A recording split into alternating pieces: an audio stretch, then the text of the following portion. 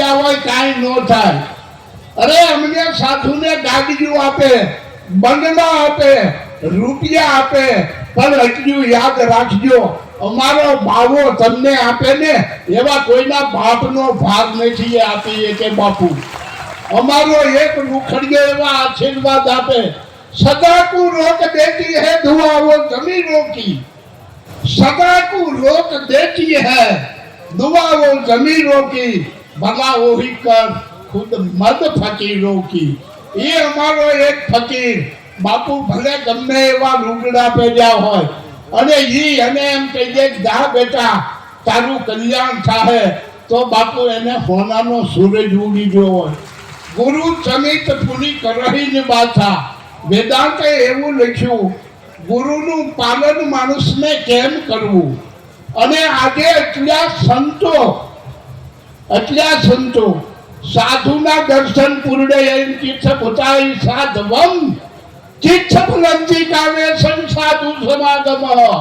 એટલા સંતોના દર્શન કરી લ્યો ને તમારી 184 નો ફેરો મટી જાય બાપુ. દેખો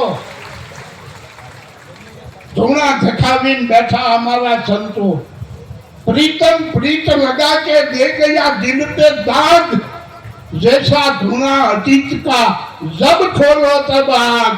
जावे खोलो जावे बापू अग्नि जलतो हो. ये हमारी समाधि नो बता.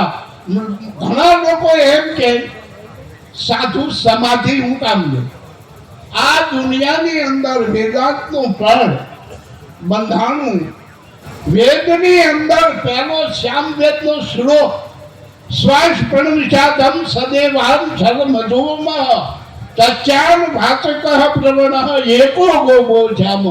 दुनिया ની અંદર 50 કરોડ માં ભાણી હતું તેની બાપુ એકાદ શક્તિ નારાયણના વિચારને સંપ્રત કર્યો અને શક્તિ પ્રગટ થઈ અને એ શક્તિએ શિવનો બાપુ સમાગમ કર્યો.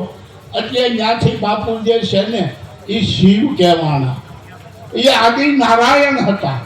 એ નારાયણે આ સમગ્ર વ્યાપ્ત આજે જેને બધું આ અટાણે આ રોશની તો જવો બાપુ જ્યાં જવો ત્યાં. પણ ગમે ત્યાં દેશ વિદેશ પરદેશ ગમે ત્યાં જાઓ તમારા ગુરુને બાપુ કોઈની ભૂલતા નહીં. તમે રામાયણની ચોપાઈને ભૂલતા નહીં અને ગીતાના શ્લોકને તમે ભૂલતા નહીં. તમે જાવ ગમે ત્યાં નકર બાપુ ઈરાઈ જે તમે ગમે એટલું ભર્યા હોય પણ એ માણસને ખાઈ જાય બાપુ.